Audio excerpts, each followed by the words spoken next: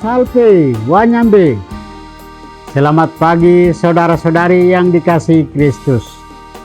Mari kita mengawali hari baru dengan mendengarkan firman Tuhan yang diambil dari Injil Yohanes pasal 21 ayat 20 sampai dengan 25. Tuhan bersamamu. Inilah Injil suci menurut Yohanes.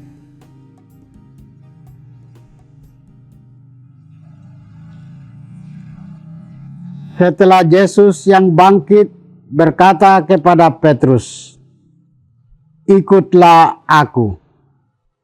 Petrus berpaling dan melihat bahwa murid yang dikasihi Yesus sedang mengikuti mereka, yaitu murid yang pada waktu mereka sedang makan bersama duduk dekat Yesus. Dia inilah yang berkata, "Tuhan, siapakah dia yang akan menyerahkan engkau?" Ketika Petrus melihat murid itu, ia berkata kepada Yesus, "Tuhan, apakah yang akan terjadi dengan dia ini?" Jawab Yesus, "Jikalau aku menghendaki supaya ia tinggal hidup sampai aku datang, itu bukan urusanmu. Tetapi engkau ikutlah aku." Maka tersebarlah kabar di antara saudara-saudara itu bahwa murid itu tidak akan mati. Tetapi Yesus tidak mengatakan kepada Petrus bahwa murid itu tidak akan mati, melainkan, "Jikalau aku menghendaki supaya ia tinggal hidup sampai aku datang, itu bukan urusanmu." Dialah murid yang memberikan kesaksian tentang semuanya ini dan yang telah menuliskannya, dan kita tahu bahwa kesaksiannya itu benar. Masih banyak hal-hal lain lagi yang diperbuat oleh Yesus, tetapi jikalau semuanya itu harus dituliskan satu persatu, maka agaknya dunia ini tidak dapat memuat semua kitab yang harus ditulis. Demikianlah sabda Tuhan. Saudara-saudari yang dikasihi Kristus, tema kita hari ini adalah ikutlah aku. Dalam bacaan Injil hari ini, Yesus yang telah bangkit menegaskan kembali panggilannya kepada Petrus, "Ikutlah aku." "Ikutlah aku" adalah suatu perintah yang tidak bisa ditinggalkan oleh Rasul Petrus. Ia harus meninggalkan semuanya dan mengikutinya.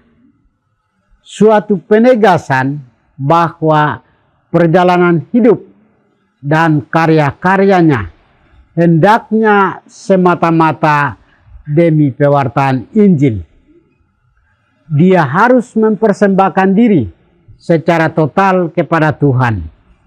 Dan Petrus menjalankan semuanya itu dengan tekun dan setia hingga kematiannya. Demikian pula dengan Paulus. Paulus juga menjalankan tugas perutusan sebagai Rasul Kristus secara total. Mereka berdua menjalankan misi besar, dan semuanya hanya demi kemuliaan Tuhan dan keselamatan manusia. Rasul Paulus dalam pelayanannya, ia ditangkap dan dipenjarakan sebagai tahanan rumah, yakni berada dalam pengawasan. Meskipun terbatas dalam ruang geraknya, ia tetap menggunakan waktu tersebut untuk meneruskan pelayanannya, yaitu menulis surat-surat kepada umat dan memberikan pengajaran kepada para pengikut Kristus. Ada beberapa surat yang kita kenal sampai hari ini yang ditulisnya ketika ia masih berada di dalam penjara dan ketika ia menjadi tahanan rumah. Teladannya mengajarkan kita bahwa tidak peduli di mana kita berada atau tantangan apa yang sedang kita hadapi, kita dipanggil untuk berani memberitakan kabar baik dari Tuhan. Berbeda dengan Paulus yang terlihat konsisten dengan panggilannya sendiri, Petrus justru ditegur oleh Yesus karena sibuk mempertanyakan nasib Yohanes. Yesus mengingatkan Petrus bahwa ia dipanggil untuk mengikutinya dan tidak perlu khawatir tentang nasib orang lain. Pesan Yesus kepada Petrus ini menjadi pengikat bagi kita bahwa setiap orang memiliki panggilan dan tugas yang unik dalam melayani Tuhan. Kita harus menjalani panggilan sesuai dengan yang Tuhan berikan kepada kita. Dan janganlah kita sibuk dengan panggilan yang ada pada orang lain. Panggilan hidup kita sebagai pengikut Kristus adalah untuk mengikuti Yesus dengan total. Kita dipanggil untuk mempersembahkan diri dan seluruh karya hidup kita untuk mewartakan keselamatan. Segala keberhasilan yang kita peroleh bukan semata-mata karena kehebatan kita, tetapi karena karya Allah. Marilah kita juga menjadi pengikut Kristus yang sungguh berani mempersembahkan diri secara total melalui setiap karya yang telah dianugerahkan Tuhan bagi kita. Tuhan memberkati kita. Mari kita berdoa.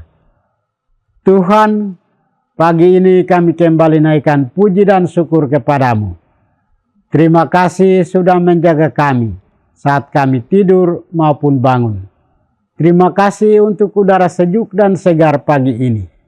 Kami mohon, bukalah mata hati kami, agar kami mampu memandang kemurahan dan karya-Mu. Mampukanlah kami untuk memuji dan memuliakan-Mu melalui pekerjaan dan pelayanan kami hari ini. Bukalah hati kami, agar kami menyadari kesalahan kami dan bertobat. Semoga dengan rendah hati, kami menerima rahmat-Mu yang tinggal dalam hati kami. Kristus terang dunia, berkatilah keluarga kami. Jadikanlah kami alat kasih-Mu, dan pantaskanlah kami menjadi hamba-Mu yang setia. Demi Kristus Tuhan dan pengantara kami. Tuhan bersamamu. Semoga kita sekalian, orang-orang yang kita kasih dan doakan, seluruh aktivitas kita hari ini dilindungi, dibimbing, dan diberkati oleh berkat Allah yang Maha Kuasa, Bapa dan Putra dan Roh Kudus.